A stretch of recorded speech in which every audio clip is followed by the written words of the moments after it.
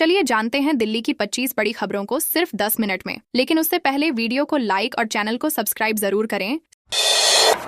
परियोजनाओं में देरी पर अधिकारियों पर गिरेगी गाज। दिल्ली सरकार ने परियोजनाओं में देरी करने वाले अधिकारियों पर सख्त रवैया अपनाया है। पीडब्ल्यूडी ने आदेश जारी करते हुए कहा है कि किसी भी योजना में विलंब होने पर परियोजना प्रबंधकों से जवाब तलब किया जाएगा। उन्हें सीधे तौर पर जिम्मेदार ठहराया जाएगा। सरकार चाहती है कि नई परियोजनाएं तय समय पर पूरी हों ताकि जनता को विकास कार्यों का लाभ मिल सके। अधिकारियों को निर्देश दिए गए हैं कि सभी स्वीकृतियां समय से पूरी कर काम में तेजी लाएं।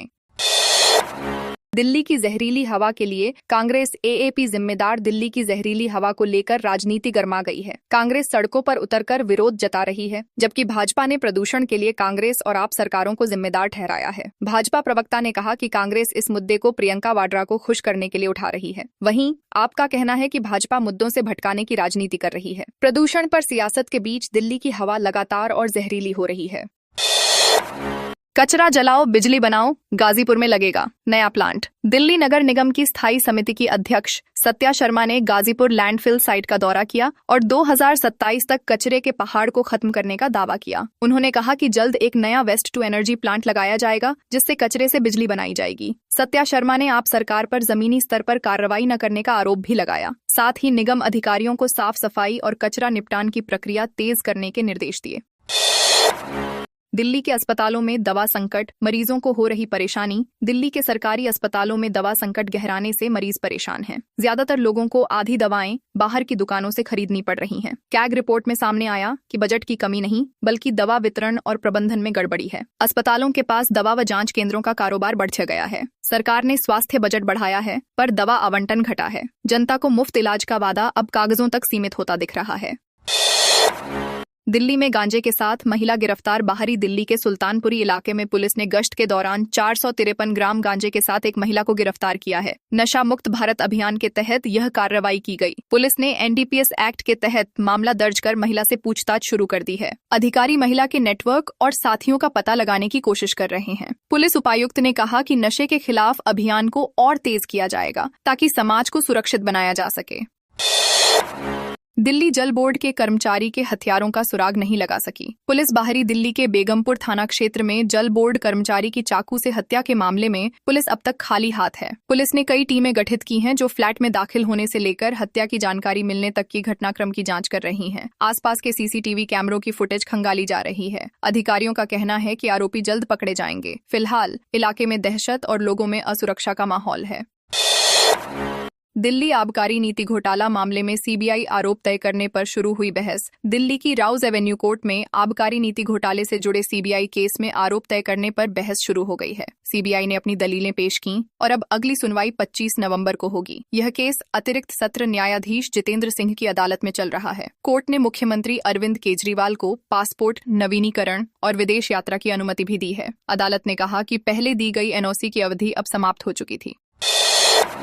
नवजात शिशु तस्करी रैकेट मामले में 2 महिलाओं की जमानत रद्द। दिल्ली हाईकोर्ट ने अंतर्राज्यीय नवजात शिशु तस्करी रैकेट में शामिल 2 महिलाओं की जमानत रद्द कर दी है। कोर्ट ने कहा कि यह एक संगठित गिरोह है जो बच्चों की खरीद फरोख्त में लिप्त है। जांच में सामने आया कि कई राज्यों के लोग इसमें जुड़े हैं, जो बच्चों को तस्करी से लेकर डिलीवरी तक की प्रक्रिया में शामिल हैं। अदालत ने कहा कि ऐसे अपराधों की उच्च स्तरीय जांच जरूरी है ताकि दोषियों को सख्त सजा मिल सके।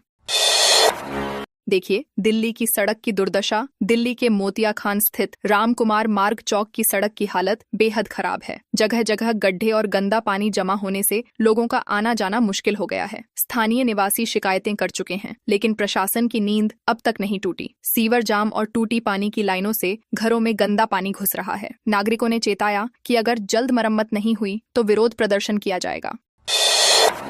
दिल्ली हाईकोर्ट ने जेएनयू के चुनाव नियम को रखा बरकरार। दिल्ली हाईकोर्ट ने जेएनयू के उस नियम को सही ठहराया है जिसमें यौन उत्पीड़न मामलों की समिति के छात्र प्रतिनिधियों के चुनाव में सभी छात्रों को वोट डालने का अधिकार है। कोर्ट ने कहा कि केवल असंतोष के आधार पर चुनाव प्रक्रिया में हस्तक्षेप नहीं किया जा सकता। न्यायालय ने यह भी जोड़ा कि चुनावी विवादों में हस्तक्षेप के लिए ठोस सबूत जरूरी होते हैं। अदालत ने चुनाव प्रक्रिया की पारदर्शिता को मान्यता दी और हस्तक्षेप करने से इनकार कर दिया।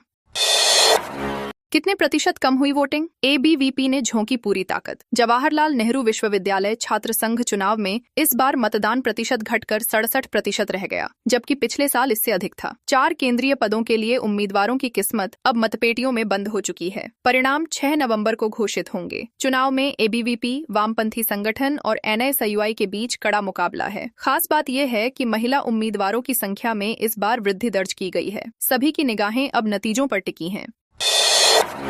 दिल्ली में प्रदूषण की मार, हवा में मामूली सुधार। दिल्ली की हवा अभी भी खतरनाक स्तर पर है। हालांकि मंगलवार को वायु गुणवत्ता सूचकांक में कुछ सुधार दर्ज किया गया। कई इलाकों में हवा बेहद खराब श्रेणी में बनी हुई है, जबकि सीपीसीबी के अनुसार औसत AQI खराब श्रेणी में है। हल्की हवा और मौसम में बदलाव से प्रदूषण में थोड़ी कमी आई है, मगर स्तर अभी भी ऊंचा है। विशेषज्ञों का कहना है कि स्थायी समाधान के लिए दीर्घकालिक कदम जरूरी हैं।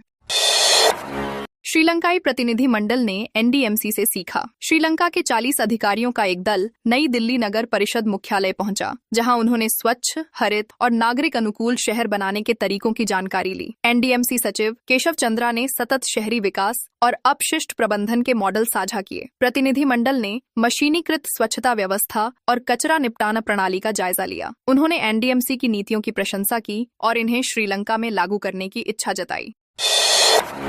सीएम मोहन यादव का दावा, बिहार में विरोधियों ने उनका हेलीपैड खोदा। मध्य प्रदेश के मुख्यमंत्री मोहन यादव ने पटना में चौंकाने वाला बयान दिया कि विरोधियों ने उनके हेलीकॉप्टर को रोकने के लिए हेलीपैड और रास्ते में खुदाई करवा दी। हालांकि स्थानीय प्रशासन ने इस दावे को सिरे से खारिज कर दिया और कहा कि किसी तरह की खुदाई नहीं हुई। इस घटना के बाद राजनीतिक बयानबाजी तेज हो गई है। भाजपा और विपक्ष के बीच एक दूसरे पर आरोप प्रत्यारोप का दौर जारी है। गुरु नानक देव का दिल्ली से भी गहरा नाता। गुरु नानक देव जी का दिल्ली से गहरा ऐतिहासिक और आध्यात्मिक संबंध रहा है। टीला, जहां उन्होंने भाई मजनू को उपदेश दिया था, और नानक प्याऊ साहिब, जहां उन्होंने प्यासों को पानी पिलाया, आज भी उनकी अमर शिक्षाओं की गवाही देते हैं। ये स्थल सिख समुदाय के लिए श्रद्धा के केंद्र हैं और हर साल हजारों श्रद्धालु यहाँ दर्शन करने पहुँचते हैं। गुरु नानक जी की विरासत आज भी दिल्ली में जीवित है। वायु प्रदूषण पर सुप्रीम कोर्ट ने कसी नकेल। सुप्रीम कोर्ट ने वायु प्रदूषण को लेकर कड़ा रुख अपनाते हुए पंजाब और हरियाणा के किसानों पर 55.75 लाख रुपए का जुर्माना लगाया है, जो पराली जलाने के दोषी पाए गए। कोर्ट ने राज्य सरकारों को सख्त कदम उठाने के निर्देश दिए हैं ताकि प्रदूषण स्तर पर नियंत्रण पाया जा सके। अदालत ने कहा कि अब किसी भी तरह की लापरवाही बर्दाश्त नहीं की जाएगी। इस फैसले से प्रदूषण पर नियंत्रण के साथ किसानों पर आर्थिक दबाव भी बढ़ेगा।